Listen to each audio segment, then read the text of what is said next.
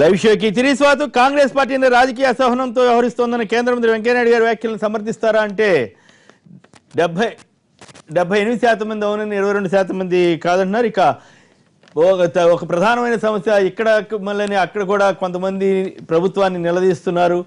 ప్రధానంగా కృష్ణా కరకట్ట మీద ఉన్నటువంటి ఇళ్లని తొలగించడంపై పెద్ద గొడవ నడుస్తూ ఉంది. నిన్న సీఎం చంద్రబాబు నాయుడు గారి ఇంటి వద్దకు కూడా వెళ్ళి కొంతమంది ప్రశ్నించారని సమాచారం వస్తోంది. దీనిపై అక్కడ వ్యక్తమవుతున్న ఆవేదన పైన దాడి రామారావు గారు అక్కడ సీతానగరం నుంచి ఫోన్ చేశారు. వారు మనతో మాట్లాడడానికి సిద్ధంగా ఉన్నారు. రామారావు గారు చెప్పండి, ఏమిటి మీ ఆవేదన, ఏమిటి మీ సమస్య ఏమిటి? సార్, మాది కృష్ణానది ఒడ్డున సుమారుగా 50 సంవత్సరాల నుండి జీవిస్తున్నటువంటి మత్స్యకారులు మేము అందరమేను. ఈ కొంతకాలం క్రితం అంటే 1977 తుఫాను తర్వాత వరదల సమయంలో మా కృష్ణానది కరకట్టంబడి ఉన్న గుర్తులను ప్రభుత్వం వారు గుర్తించి వీళ్ళందరూ సురక్షితమైన ప్రాంతంలో వేసుకోమని చెప్పగా అక్కడ మన కృష్ణానది ఒడ్డున 100 గజాల దూరంగా ఉన్న సుమారుగా 100 గజాల దూరంగా ఉన్న ఖాళీ పూరం స్థలంలో సుమారుగా ఆ రోజున 30 ఇళ్లు నిర్మించుకున్నాము, 30 గుడిసెలు వేసాము. తర్వాత ధర్మిలా దాని మీద ప్రభుత్వం వారు సకాలంలో మాకు ఇంటి పన్నులు గైరా నీటి కుళాయిలు అన్ని ఏర్పాటు చేశారు.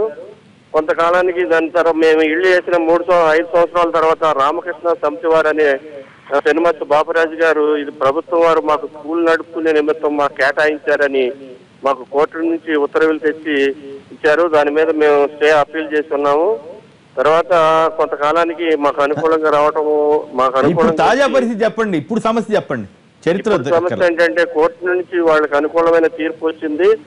మాకు మీరు ఖాళీ చేయమని చెప్పి ఎంఆర్ఓ గారు ఆర్డీఓ గారి ద్వారా నోటీసులు జారీ చేశారు. దాని తర్వాత మాకు అక్కడున్న అఖిల పక్షాలు అందరూ కలిసి మద్దతుతో ఎప్పటి నుండి మద్దతు తెలుపుతున్నారు. ఈ విధంగా మేము నిన్న జరిగిన సంఘటన ఏంటంటే తాజాగా ఎంఆర్ఓ గారు పోలీసు వీళ్ళు వచ్చారు. మేము ల్యాండ్ ఆర్డర్ ప్రాబ్లం గా జన సమీకరణ ఎదుర్కొన్నాము.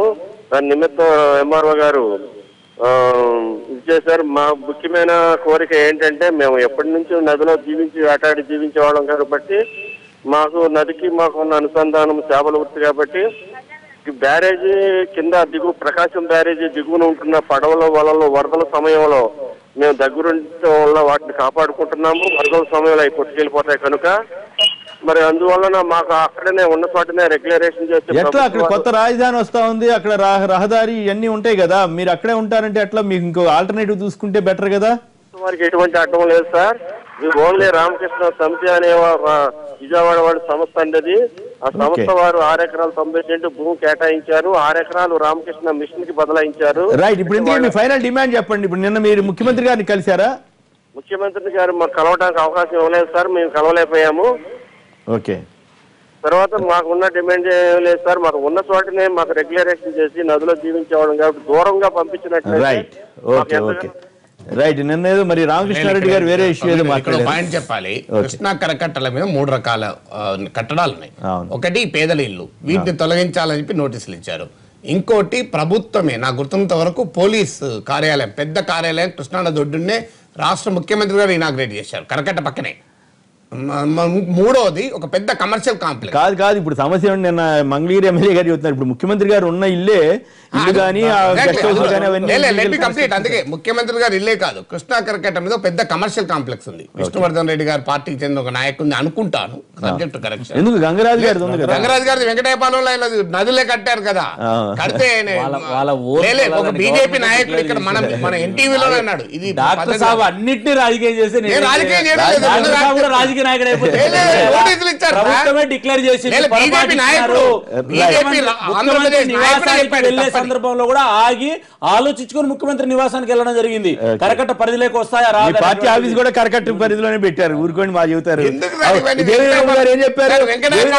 అదంతా తిరిగి ఈ మొత్తం ఇల్లీగల్ కనెక్షన్స్ ఏం చేసినా తప్పనే ఫీలింగ్ లో ఉంటే ఏం ప్రకటన చేశాడు తెలియదు అసలు. ఎందుకు అబద్ధాలు? నీళ్ళ రాజకీయం ఏమున్నది? రమేష్ గారు ఈ పాయింట్ మీద 1 నిమిషం మాట్లాడితే పేదలకోమో ఖాళీ చేయాలి, పెద్దలోమో ఉండొచ్చా కరకట్ట? రమేష్ గారు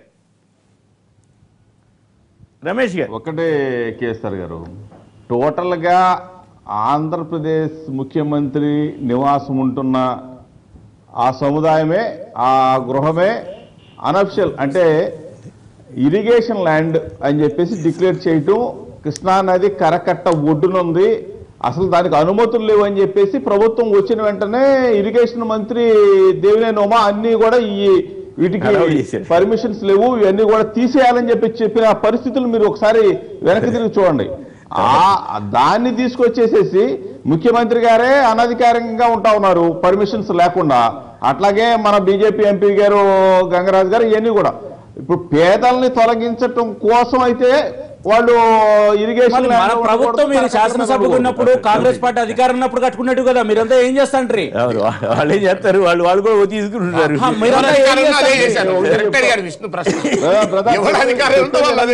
చెప్పేది రండి, రైట్. మేము అధికారంలో ఉన్నప్పుడు కట్టారా, తెలుగుదేశం పార్టీ అధికారంలో ఉన్నప్పుడు కట్టారా సమస్య కాదు.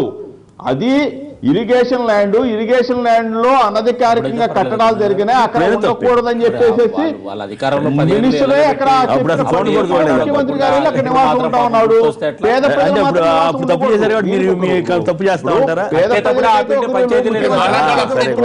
మీ ఎంపీ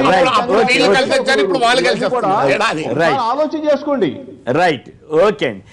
కాంగ్రెస్ పార్టీని రాజకీయ అసహనంతో వ్యవహరిస్తోందని కేంద్ర మంత్రి వెంకయ్యనాయుడు గారు వ్యాఖ్యలతో ఏకీపిస్తారా అంటే 78% మంది అవునని, 22% మంది కాదంటున్నారు. SMS పంపిన వారందరూ కూడా ధన్యవాదాలు. విష్ణు గారికి, రవిచంద్ర గారికి, డాక్టర్ నాగేశ్వర గారికి, జీవన్ రెడ్డి గారికి, అలాగే జోగి రమేష్ గారికి అందరికి కూడా ధన్యవాదాలు. ఇది నేటి వార్తా విశ్లేషణ కార్యక్రమం. నమస్కారం.